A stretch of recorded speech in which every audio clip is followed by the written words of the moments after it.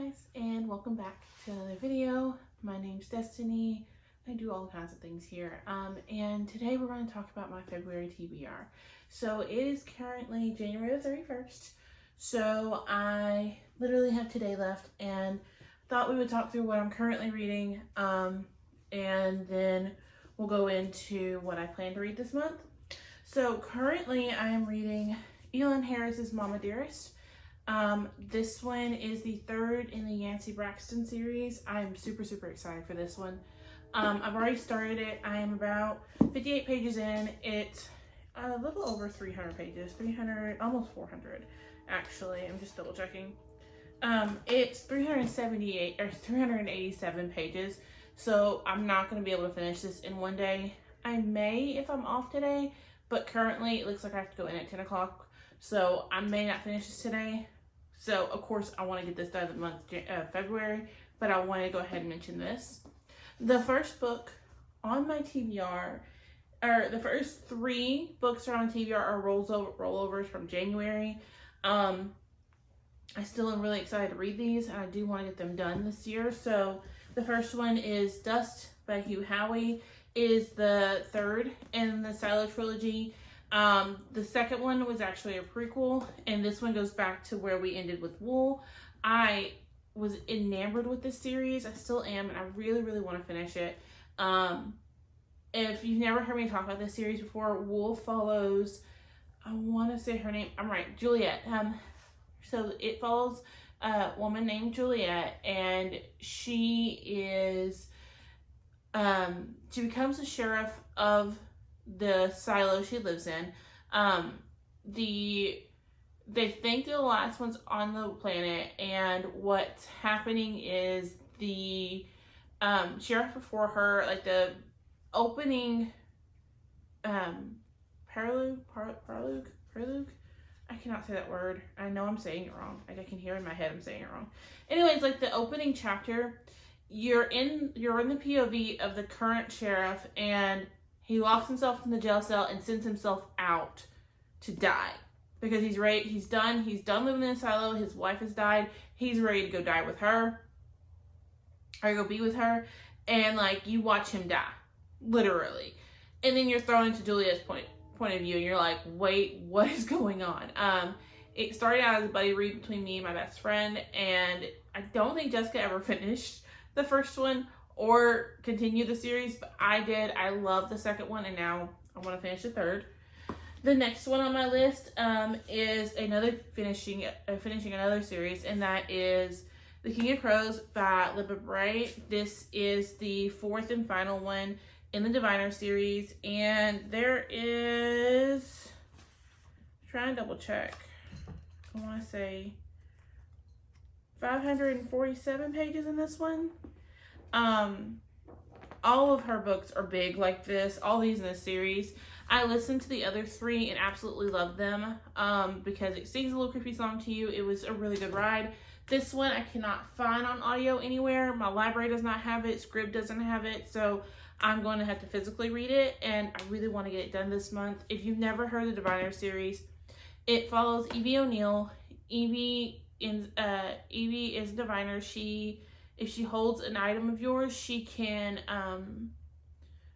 read your deepest, darkest secrets. And while living in Zenith, Ohio, she reads the wrong person's object, and her parents want her to apologize. She refuses, and so they send her to New York to live with her uncle. It takes place in the 1920s, and her uncle gets roped into helping solve these murders that are occult murders, and Evie touches the buckle of one of the girls and sees what's going on, and now they're on a murder mystery trying to solve it.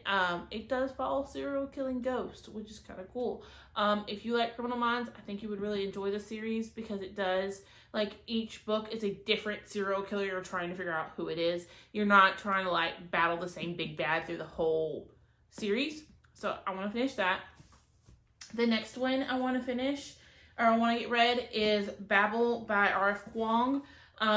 This, all I know is it's supposed to have dark academia feels to it. It's supposed to, if I'm You can tell me if I'm wrong. It's supposed to do, it's supposed to give you, it's supposed to be dark academia, like Secret History by Donna Tartt vibes. Has to do with language and I think like class issues. That's all I really know. I know everyone's been loving it. I just finished reading The Poppy War. Don't worry, there's a whole video coming. Just wait for it. And I enjoyed it. So I'm excited to go into this. I have thoughts about The Poppy War, but you have to wait for that video. So I want to get that read. Those are the ones I'm rolling over from January. Now, let's get into what else I want to read. I'm adding 3 more to that list. The first one is Night World by L.J. Smith. This is like circa early 2000s. Hold on, I want to be sure I'm right. Am I right? No, I'm wrong. This was published in 2008 with all of them bundled together, but the stories themselves were first copyrighted in 1996. So it's literally 2 years younger than I am. I read these when I was in middle school, high school. And I think I've read the first one, and I have the third on my shelf. I don't have the second one. But I remember loving these. They're just like quick stories. There's 3 stories in here. The Secret Vampire, Daughter of Darkness, and Spellbinder. So I'm excited to go into this. I want to, if I remember right, they're like paranormal romance, but not 100%. And honestly, just looking for all the nostalgia feels. Next is The Project by Courtney Summers. So I have read Cracked Up to Be, and I've read, it's a girl, it's her name. Why can't I think of it? It's behind me. Sadie. And I read Sadie. And I loved both of those. Cracked Up to Be was so good to me. And then I loved Sadie. I can still remember the whole plot of Sadie, what I was doing while I read Sadie. Like, I love Sadie. And so now I'm picking up this one. This is a little different. Sadie followed a girl on a mission to try to figure out what happened to her little sister.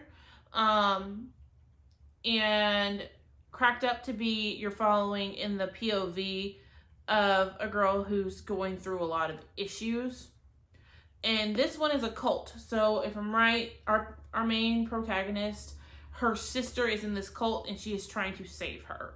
I'm excited. Really, really am. I've heard it's not the best. When it came out, I remember everybody saying that it wasn't that good and that it didn't live up to the hype that Sadie did. But I'm excited for it because I like her writing. And then lastly on this list is The Last Sacrifice by Rochelle Mead. This is the last book in the Vampire Academy series. I did finish the last one, and it wasn't my favorite, but now I'm curious to see what happens now. This one was written in 2010. Can you tell I'm kind of in the mood? But if you never heard this series, it was like the OG vampire series with Twilight. In my experience, either you fell in the camp of Twilight or you fell in the camp of Vampire Academy. If you were a vampire girl, you read Vampire Academy, Twilight, Vampire Diaries. You read all those. True Blood, I think True Blood was a book before it was a show, but I never read anything other than Twilight. Like, once I read Twilight, I ventured into other things and just kind of fell in love with reading as a whole. And so it didn't matter what I was reading about as long as I was reading.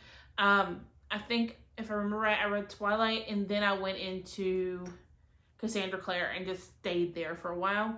So I never read the Vampire Academy series, and so now I have one more left and I'm done. I honestly, if there had been more than one book left, I probably wouldn't have finished the series. I probably would just DNF'd the series and left it at the last one. But since there's only one more, I do want to get it read.